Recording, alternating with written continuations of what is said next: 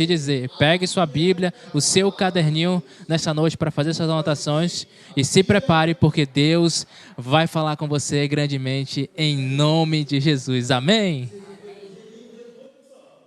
Diga assim, a Bíblia é a palavra de Deus. A palavra de Deus. Aqui, meus irmãos, está o nosso relacionamento com Deus, nossa intimidade com Ele, através da palavra de Deus. Tem revelação, tem visão, tem sonhos, né? Mas começa tudo aqui, ó, na palavra de Deus. Aqui é o nosso alimento. Jesus ele disse lá na tentação no deserto, nem só de pão viverá o homem. Então ele disse que o homem precisa de pão, mas nem só de pão, mas de toda a palavra que sai da onde? Da boca de Deus. E onde é que nós vamos ouvir as palavras que saíram da boca de Deus, inspiradas pelo Espírito Santo? A Bíblia, amém? Por isso que eu gosto de fazer a declaração de fé e você vai fazer junto comigo. Aí quando eu repetir a primeira fase, eu não quero repetir depois de novo, não. Né? A gente vai fazer como um bom exército de Cristo, né? Com força desde o início, amém? Amém? Me ajuda aí, meu irmão. Diga assim comigo, esta é a minha Bíblia. Eu sou o que ela diz que eu sou. Eu tenho o que ela diz que eu tenho. Eu posso fazer o que ela diz que eu posso fazer. Hoje eu vou aprender da palavra de Deus.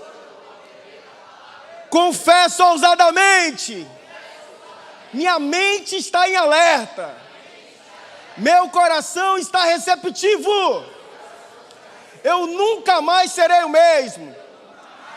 Eu vou receber a incorruptível, a indestrutível e a eternamente viva semente da palavra de Deus. Diga assim, eu nunca mais serei o mesmo. Em nome de Jesus. Agora coloca a Bíblia na cadeira e dê o maior aplauso que você pode dar ao Senhor Jesus Cristo. Porque a Ele toda a honra, toda a glória, toda a adoração, todo o louvor. Ele merece muito mais, muito mais, muito mais. Ele é digno de toda adoração. É por Ti, Senhor Jesus, que nos compraste com Teu sangue, Senhor. É para Ti, Senhor. Tu és maravilhoso, poderoso, nós Te amamos, Senhor. Oh, Senhor, sem Ti nada disso é possível, Pai. Te adoramos, obrigado, Senhor, pelo Teu Espírito Santo que está aqui, que está passeando no nosso meio, que vai ministrar essa palavra, é o próprio Espírito, Senhor. Nós não somos nada, Senhor, sem Ti, Pai. Continua nos abençoando. Em nome do Pai, do Filho e do Espírito Santo. Sente aí, gente. Glória a Deus, que bênção, não é? Glória a Deus. Abra aí a sua Bíblia no Evangelho de Mateus, capítulo 8.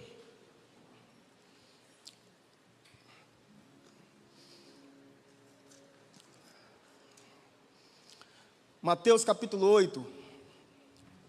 Glória a Deus.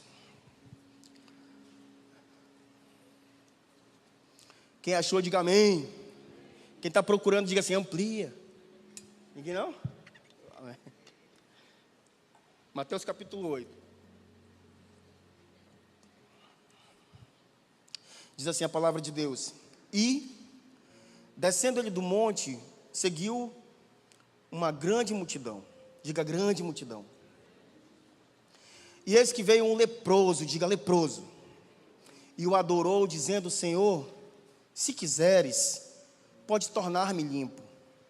E Jesus, estendendo a mão, tocou, dizendo, quero ser limpo. E logo ficou purificado da sua lepra. Nós já declaramos a nossa fé e oramos também, não é? Então nós sabemos que o Senhor está nessa palavra, não tenho dúvidas. Uma das coisas que nós declaramos agora aqui com a Bíblia, eu ia falar desembainhada, né? Mas é espada, não é? Nós levantamos a nossa espada e declaramos, a gente disse assim, eu sou o que a Bíblia diz que eu sou. Aqui nessa história de hoje, a Bíblia está dizendo que nós somos o leproso. O que nós éramos, né? Esse leproso aqui dessa história. Aí você vai entender por quê. Porque Jesus está na história, nós não somos Jesus, não é? Tem uma multidão aqui nessa história também. Você repetiu a multidão. Mas eu queria que hoje você entrasse nessa história e você fosse essa pessoa enferma aqui.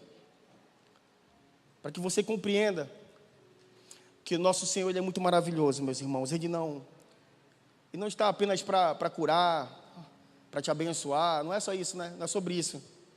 É sobre salvação mesmo. A gente vê a história desse homem. E a primeira palavra que eu pedi para que nós repetíssemos foi multidão. E às vezes nós, seres humanos, nós nos sentimos sozinhos, não é verdade? Quem é que já se sentiu sozinho, muito sozinho mesmo assim? E veio aquela tristeza profunda, não é? Vontade de chorar, e você nem sabia o porquê, não conseguia explicar, mas já sentiu sozinho. Um dia que você precisou de alguém e não tinha aquela pessoa lá. Você se sentiu sozinho, abandonado. Quando o Senhor Jesus ele fala conosco, ele fala sobre sentimentos e tudo que tem na palavra, tudo que ele nos ensina, são coisas que ele viveu. Por exemplo, o texto diz que tem uma grande multidão seguindo Jesus. Aqui lá no capítulo 5, né, nós estamos no 8, no capítulo 5, no capítulo 4, vamos voltar um pouquinho mais. No capítulo 4, ele passa pela tentação do deserto, certo? Ele é batizado. Capítulo 4, ele passa pela tentação, ele vence o diabo naquela tentação. No capítulo 5, ele começa a sair para chamar os seus discípulos, escolhe os 12. E aí ele vai para cima de uma montanha, até hoje é conhecida como a montanha das bem-aventuranças, lá em Jerusalém, lá em Israel. Então, ele vai para cima desse monte. E aí a Bíblia diz que uma multidão ia seguindo quando ele desceu do monte. Porque do capítulo 5 ao capítulo 8, ele começa a falar sobre as bem-aventuranças. Nas bem-aventuranças, ele dá um dos maiores ensinamentos dele. Ele fala sobre os pobres de espírito que vão herdar o reino de Deus, né? Ele fala sobre os que choram, que seriam consolados. Ele fala dos mansos, ele fala dos pacificadores, dos limpos de coração. E ele diz assim: bem-aventurados são os que sofrem perseguição por causa da justiça, porque deles é o reino de Deus. Bem-aventurados sois vós, quando vos injuriarem, perseguirem, mentindo por minha causa, né? Disserem mentiras por minha causa. Ele disse assim: exultai e alegrai-vos, porque grande é o vosso galardão nos céus. Ele vai dando ensinamentos. E aí lá no capítulo 8, ele está no monte da montanha lá, ensinando ainda. E aí o texto do capítulo 8 que nós lemos, ele começa falando: e descendo ele do monte. Então, a gente começa, descida do monte, a multidão indo atrás dele. Imagina a cena, a multidão indo atrás de Jesus. Sempre tem uma multidão no reino de Deus. Aqui a gente já viu essa igreja aqui repleta, lotada. Vários movimentos, você entra ali na internet, você vê vários movimentos evangélicos, gospel, né, pentecostais, você vê uma multidão, muitas pessoas, mas nem sempre são assim. Será que no meio dessas multidões que se juntam ainda hoje, todos são cristãos de fato? Porque hoje é meio que status você falar que é evangélico. Religião, aí você marca lá, evangélico. Você sabia que os apóstolos, eles não foram chamados de evangélicos? Lá no Antigo Testamento. Na igreja primitiva, vamos colocar do capítulo 2, que foi derramado o Espírito Santo. No livro de Atos, no capítulo 2, quando eles são batizados, a igreja começa a crescer. Primeiro sermão de Pedro, 5.000 pessoas. Segundo sermão de Pedro, foi 3.000 pessoas. Segundo sermão de Pedro, mais 5.000 pessoas. E a igreja foi crescendo, uma igreja que começa ali nos primeiros momentos com 8.000 membros, né? Maravilhosa, né? Primeiro sermão, 3.000. Segundo sermão, 5.000 pessoas. Igreja crescendo muito. Só que apenas lá em Antioquia, capítulo 11 de Atos, uma igreja que ninguém queria ir para lá, tanto que mandaram Paulo, manda Paulo, Barnabé com ele para lá, deixa ele para lá. Na igreja de Antioquia, no capítulo 11, foi o primeiro momento em que eles são chamados de cristãos. E é isso que eu quero que você seja. Nós não podemos, aqui na Manaus Moderna, New Life, culto de jovens, nós não podemos ser a multidão, que eu só vou para a igreja quando eu estou bem. Eu só vou seguir Jesus quando eu quero alguma coisa dele. Eu só vou andar atrás do Senhor porque eu estou buscando uma bênção, estou buscando um esposo, estou buscando uma esposa, estou buscando uma porta aberta. Eu já vi, você já viu também, muitos jovens que querem uma porta aberta de emprego, e ele vem fervoroso, ele diz: Senhor, é para te honrar, Senhor, para ser um dizimista na tua casa. E aí aquele emprego empata aquele jovem depois de servir a Deus. E eu me pergunto, será que é Deus que está abençoando mesmo? Tirando do reino? Não é verdade? Sempre tem uma multidão. Jesus também tinha essa multidão que seguia. Todas as vezes, a multidão seguindo, querendo pão, né? Querendo peixe, era multiplicação. O homem está dando comida, meu amigo. Uma multidão seguindo ele. Mas, lá no livro de 1 Coríntios, capítulo 15, verso 6, é um dos textos que eu acho mais emblemáticos da palavra de Deus. 1 Coríntios 15, 6, diz assim que Jesus ele foi visto primeiro por Cefas, que é Pedro, depois pelos discípulos, e depois ele foi visto por mais de 500 pessoas ao mesmo tempo. E o apóstolo Paulo escrevendo, ele diz assim, dos quais muitos estão vivos ainda hoje. Em outras palavras, Paulo está dizendo assim, se vocês quiserem ter certeza, perguntem daqueles que estavam lá. Então isso aqui é emblemático porque Jesus já tinha passado pela cruz, ressuscitou, e passou aqueles 40 dias ensinando, comendo com eles, estando com eles. Gente, o homem que ressuscitou dos mortos, tudo que ele falar eu vou ouvir. O homem que se declarou filho de Deus, caminho, a verdade e a vida, a porta das ovelhas, um homem que faz milagres, que ressuscita um morto de 4 dias, um homem que ressuscita o filho da viúva de Naim, um homem que andou sobre as águas, um homem que o vento, o mar obedecem. Esse homem, ele morreu, ele disse que ia voltar, ele ressuscita, e ele diz uma coisa para 500 pessoas, ele diz assim, agora permaneçam em Jerusalém até que do alto vocês sejam revestidos de poder. Desses 500 aqui, só foram 120. 308 da multidão já não estava mais. Que eu e você não sejamos esses. Nós não queremos ser a multidão que vem atrás do pão, que vem atrás do peixe, que vem atrás da glória. Não queremos. 120 obedeceram, foram para o cenáculo, os discípulos estavam lá já aguardando, tinham muitas mulheres naquele lugar. Lá no Atos capítulo 1, verso 15, fala que mais ou menos 120 pessoas estavam ali. Atos capítulo 1, verso 15, 120 pessoas estavam ali. Aquelas pessoas perseveraram 10 dias em oração. 40 dias Jesus ressurreto andando com eles, 10 dias em oração, 50 dias Pentecostes. No dia de Pentecostes, todos reunidos no mesmo lugar, né? Quando veio do céu um som com um vento impetuoso, veemente, encheu a casa que eles estavam sentados, vistos por eles, língua repartida como de fogo, pousaram sobre cada um deles, foram cheios do Espírito Santo. A igreja primitiva começa ali. Mas desses 120, ele tinha 12 que ele escolheu para estarem mais perto. Dos 12, um traiu. Dentre os 12, ele tinha 3 que ele pedia oração. O Filho de Deus pediu oração. Orem junto comigo, porque a minha alma está aflita até a morte. Pedro, Tiago e João. Aí ele foi orar, quando ele voltou, estava o quê?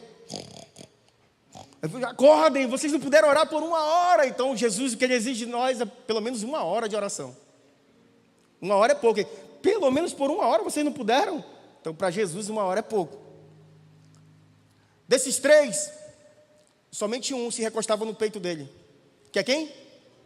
João. Daí porque ele se revela para João e dá um livro que nós temos maravilhoso de promessas para nós, que é o Apocalipse, né?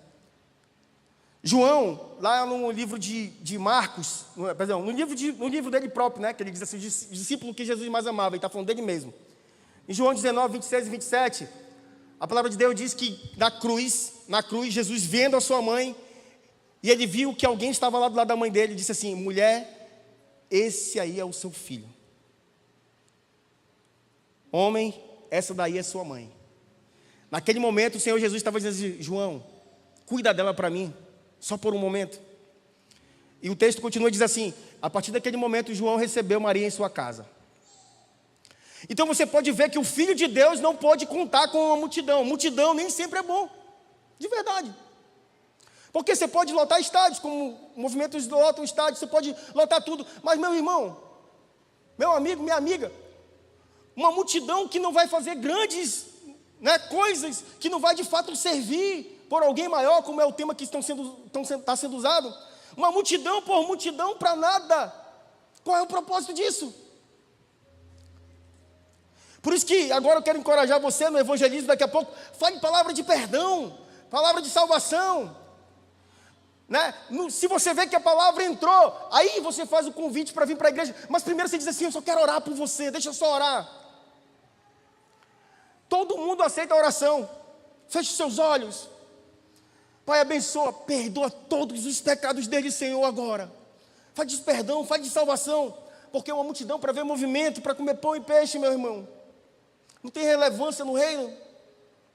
Nós não temos certeza se vão alcançar os atos do Senhor, de fato, não é? Então sempre tem uma grande multidão, e esse aí é o primeiro ponto que nós queremos meditar. No segundo ponto, um leproso no Antigo Testamento, capítulo 17 de Levítico, fala como é que eram diagnosticada a lepra no Antigo Testamento. Então, naquela época já havia medicina, já havia antídotos para tratar todo tipo de doença, a medicina é muito antiga, mas a lepra em particular era uma das doenças que quem diagnosticava era o sacerdote, e o livro de Atos diz como é que deveria ser feito. Atos 17, você vai ler sobre lepra lá a rodo, você vai aprender tudo sobre lepra lá. Mas o que eu quero falar com isso? Que a lepra era tida no Antigo Testamento e no Novo ainda, como algo muito espiritual, né? Como o pastor João Nunes fala, muito espiritual, tanto que tinha que ir para o sacerdote. As pessoas até um tempo atrás ainda achavam assim, olha, quando alguém tem problema, deformidade no corpo, aquela pessoa é um pecado, alguém que a família fez, alguma coisa que a família fez, a mãe fez, a mãe matou um bicho, aí a criança nasceu, não é? Então acreditava-se nessas coisas. E a lepra era vista como uma doença espiritual. E as pessoas eram curadas, porque no próprio livro de Levítico fala que como que se dava a questão daquele enfermo, do nada foi curado, ele tinha que se apresentar de novo para o sacerdote, ele ia ficar em observação por algum tempo. Quando alguém daquela casa estava leproso, né, mais de uma pessoa, eles eram tirados daquela casa, mandados para fora da cidade, até a casa era queimada, as roupas eram queimadas, porque eles não queriam contaminar nada, queriam acabar, extirpar a questão da lepra. E por que eu estou falando da lepra aqui? A lepra é uma doença horrível, não sei se você já teve contato, eu estou 42 anos, gente, né? Eu lembro que eu era muito criança, eu via muitas pessoas lá no centro da cidade, sem parte dos dedos, sem parte do nariz, sem parte da orelha. A lepra, ela atinge, né? É uma bactéria, é um bacilo. Essa bactéria, ela atinge primeiro as extremidades dos nervos do corpo. Então, a primeira coisa que a gente observa é que as pessoas acometidas por essa doença iam perdendo as pontas dos dedos, nariz, orelha, e elas ficavam desfiguradas, cobriam o seu rosto, que ficava aquele buraco feio aqui, né? Nas mãos, elas cobriam as mãos e iam pedir esmolas. Essa é a lepra, doença horrível. Para que você tenha uma ideia de quanto que as pessoas tinham medo dessa doença, nós temos um antigo leprosário, que agora é um museu lá do outro lado do rio, lá no Maricatuba, não é? Leprosário. As pessoas eram isoladas, joga para o outro lado do rio, fica para lá isolada, né? Para que fique lá até morrer. E era assim. O que estava menos contagiado dessa doença, ele recebia uma capa. Aquela capa era uma forma dele conter a doença nele, ele ficava com aquela capa e ele podia ficar mais ou menos próximo das pessoas saudáveis para pedir esmola. Aí nós temos a história do cego Bartimeu, que ele grita, Jesus, filho de Davi, filho de Davi, filho de... Aí as pessoas calam a boca, não atrapalham o mestre. Jesus ouve aquele grito de novo e diz assim, traz ele para mim. Quando eles vão lá chamar Bartimeu, o mestre te chama. A primeira coisa que ele fez o quê? Ele tirou a capa, ele disse, não quero mais, eu vou ser curado agora. Ele tira a capa e joga. Era a capa da esmola, né? A capa do pedinte. Então, doença horrível, devastadora, crônica, progressiva. Crônica é que é para sempre. Progressiva é que ela vai cada vez mais piorando. Não tinha tratamento. Não tinha tratamento para aquela doença. Era ser acometido da doença, esperar a morte dia após dia. Aquele odor da ferida, o odor da ferida, dolorido, né? Inflamado, perdendo os membros do corpo, se desfigurando. Sabe o que eu penso com isso? Eu quero que você pense também. A lepra, meus irmãos, ela é muito parecida com o pecado. Não é verdade? A lepra levava para a morte, sim ou não? Sim, o pecado ele leva para a morte? A primeira morte, né, que é a mais importante. A pessoa está andando igual um zumbi, vivendo, aproveitando os prazeres da vida, mas está morto, porque se ele parte dessa vida, ele vai passar uma eternidade no inferno. É a primeira morte, é a pior de todas. O pecado, ele vai cada vez mais piorando a pessoa, sim ou não? O pecado fede. Pastora Viviane, né, que foi nossa discipuladora, nossa amiga, pastora Viviane diz assim, quando a pessoa está pecando, a gente olha no rosto da pessoa, parece que tem até um odor, um cheiro de pecado, ela falava. Ela deve estar ouvindo, ela vai saber. Mas o pecado fede. O rosto da pessoa fica um rosto escuro, você não vê mais aquela beleza, você não vê mais aquele brilho. Você pergunta se você está bem, a pessoa diz assim, estou bem, e vai embora. Você vê que não está nada bem. Não, eu estou bem sim. Aí eu olho bem nos olhos, igual a pastora Hermínia, eu tenho aprendido com ela. você está bem mesmo, meu amigo. O pecado, ele é visível. Ele é visível. A lepra também é visível. O pecado, ele te isola. O pecado, ele te isola das pessoas, do convívio social. Se você pode até estar no meio, mas você não se sente mais à vontade. Você não se sente mais naquele meio. A pessoa diz, eu não estou mais com vontade de ir para a igreja, não. Eu não sinto mais vontade. Já sei tudo que vão falar lá. Ela quer se isolar. Né? A lepra também, as pessoas eram isoladas, jogadas lá fora da cidade para morrer naquele lugar e viver de esmola. Então, é muito parecido com o pecado. Por isso que eu falei, nós somos essa pessoa, esse enfermo.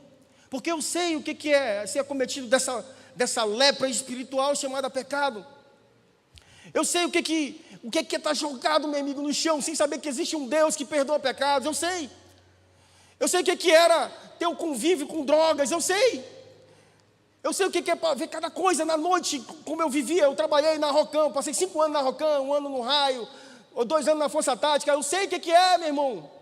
Eu sei o que é pecado. Eu sei qual é o fruto do pecado. Eu sei qual é o salário do pecado. É morte. As pessoas lá fora precisam entender isso. Por isso que eu disse, fale sobre perdão. Porque um dia que eu ouvi a primeira palavra, Ele perdoa os seus pecados. Eu disse, eu preciso disso. Ele disse, mas eu pequei tanto, Senhor. Ele disse, Ele te perdoa hoje. Ele te perdoa hoje. Eu me ajoelhei. Dia 19 de junho de 2011, eu ajoelhei chorando. E eu senti que foi arrancada aquela doença de mim. Tiago, não pecou mais, depois pequei. Mas não era a mesma coisa, era uma tristeza profunda, dizendo, Deus me perdoa, Pai me perdoa, Senhor me perdoa. E aí o advogado fiel, o Redentor, ele vinha com o seu refrigério e trazia de novo para que eu me levantasse e conseguisse caminhar. Passo após passo. Mas o pecado, ele é a lepra, meus irmãos. Ele faz a mesma coisa, são os mesmos sintomas, as mesmas consequências. Olha só, a dúvida sempre surge no coração do homem. Uma coisa que aquele homem faz, olha só, ele vence a multidão, ele podia ser apedrejado, ele passa por todo mundo, ele não era nem para estar próximo das pessoas, mas ele chega até Jesus. Por que ele faz isso?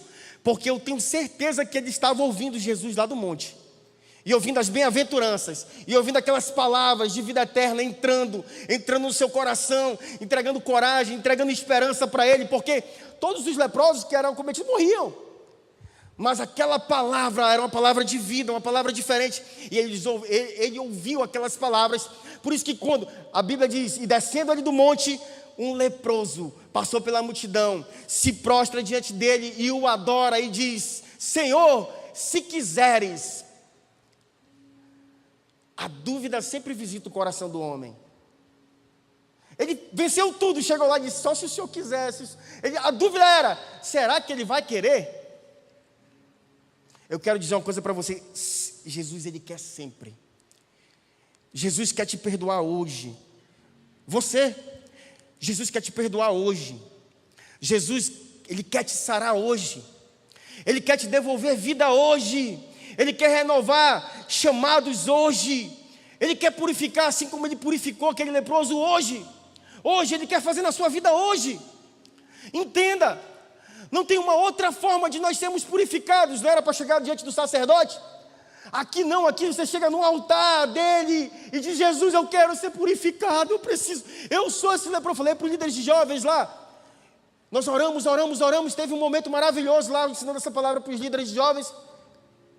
E eu disse assim, vocês querem saber de uma coisa? Eu sou o leproso dessa história. Eu vivi assim. E a minha luta é contra esses sintomas, que eu não quero viver assim. Porque o leproso, ele tem feridas que ele não sente mais. Perde a sensibilidade, né? Ela muda a cor. Eu não quero, o pecado, a gente precisa ter a sensibilidade do pecado. Saber que erramos, que apagamos o Espírito Santo, que entristecemos Deus. Nós pecamos e tem que chegar diante dele e dizer, eu pequei, Senhor. Eu não sei se você já teve que confessar pecado para alguém, faça. Pastor Pedro foi meu primeiro discipulador, várias vezes. E aí, Tiago, tá bem? Também queria vergonha na sua cara, rapaz. Não, pastor, não estou bem não. Chorava. E ele me abraçava, beijava minha cabeça e dizia: o Senhor te perdoa. Pastor Jacques, lá em Curitiba, o esposo da pastor Jacques falava assim: Tiago confessa a tentação para não ter que confessar o pecado. E ele ouviu muita tentação minha. Eu quero dizer uma coisa para você: não tem mais efeito na minha vida. E não é porque eu tenho força não, irmãos. Não é porque eu leio a Bíblia, não é isso não. É porque a misericórdia dele me alcança, a graça dele me alcançou. Assim como ela te alcança hoje. A graça, a misericórdia, o amor profundo que ele tem por nós te alcança hoje. Queria que você ficasse de pé em nome de Jesus. Fica de pé em nome de Jesus. Essa é a hora da gente romper a multidão. Você ouviu, não é a minha palavra, você viu a palavra dele. Você ouviu a palavra dele. O enfermo disse para ele: Senhor, prostrado, ele disse: Senhor, se quiseres, tu podes me purificar. Aquele homem não ficou só com a pele limpa, aquele homem pode abraçar a sua família, porque ele não podia mais. Aquele homem pode entrar na cidade novamente, ele pode ir lá no templo levar a oferta que Moisés ordenou. Aquele homem pode voltar para a sociedade. Todos olhavam para ele e agora já não é mais aquele leproso. E ele também não é um cidadão comum, ele é alguém que Jesus estendeu a mão e tocou, assim como ele pode fazer com você hoje. Ele faz com você hoje.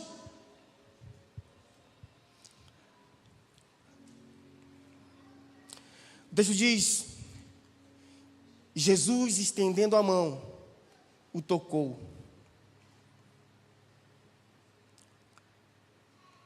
E ele disse assim: seja purificado. Ou então ele disse: ser limpo. Isso é uma ordem do próprio Criador para as nossas vidas. O Senhor Jesus tem perdão para os teus pecados. Até aqueles ocultos, escondidos. E eu queria que você fechasse seus olhos, colocasse as mãos no seu coração. Coloque a mão no seu coração, feche seus olhos. Diga assim comigo: Senhor Jesus. Diga: Senhor Jesus, perdoa cada um dos meus pecados. O Senhor conhece cada um deles. O Senhor sabe das lutas que eu tenho, das dificuldades que eu passo. Quantas vezes, Jesus, eu já me senti enfermo, sozinho. O vazio me visitou, Senhor. Senhor Jesus, eu te entrego a minha vida e meu coração. Me perdoa. Diga: me perdoa. Diga: me perdoa, Deus. Eu pequei contra ti, Senhor. Ajuda-me. Diga assim: purifica-me do pecado. Ainda de olhos fechados, nós vamos tocar um louvor bem breve. Eu não queria que você ficasse pensando muito. Isso aqui é para pessoas corajosas que sabem que o pecado ele é crônico, progressivo, devastador. E a Bíblia diz que o ladrão ele vem para roubar, matar e destruir. Esse é o propósito do inimigo. A Bíblia também fala que o salário do pecado é a morte, mas o dom gratuito de Deus é a vida. Deus está aqui nesse altar, irmãos. Não é porque eu estou aqui não, nem por causa do louvor. É porque isso aqui é o símbolo da presença dEle, onde a palavra dEle é tudo que nós precisamos, é o poder dEle. A palavra dEle é o poder de Deus. E essa palavra é lida aqui nesse altar. E Ele é o centro de tudo aqui. Ele está aqui nesse lugar. E eu quero orar por você.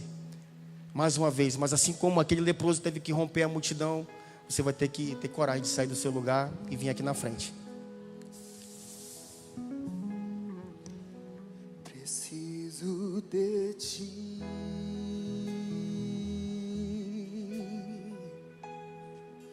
Preciso do teu perdão.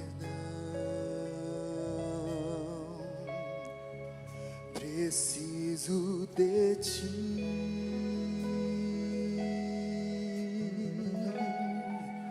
Quebranta o meu coração. Aqui é lugar para corajosos, vem. costa, Vem, moça, vem.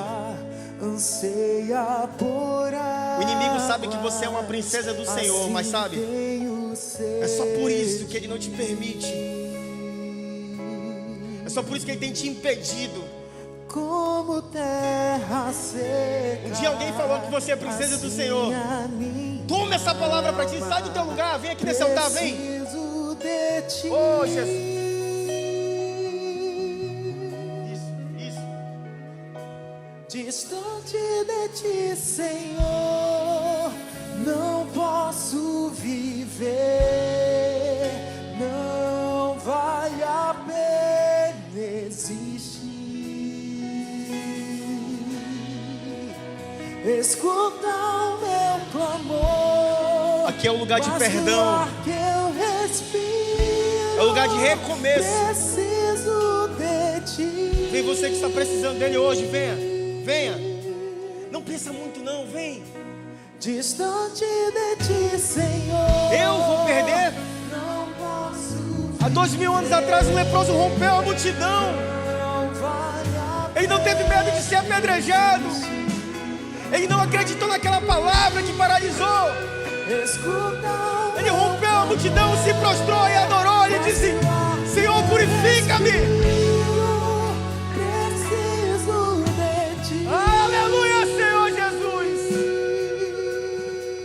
Oh, Jesus. Não posso esquecer. Oh, Jesus. O que fizestes por mim. Como alto é o céu, tua misericórdia é sem fim. Como um pai se compadece dos filhos, assim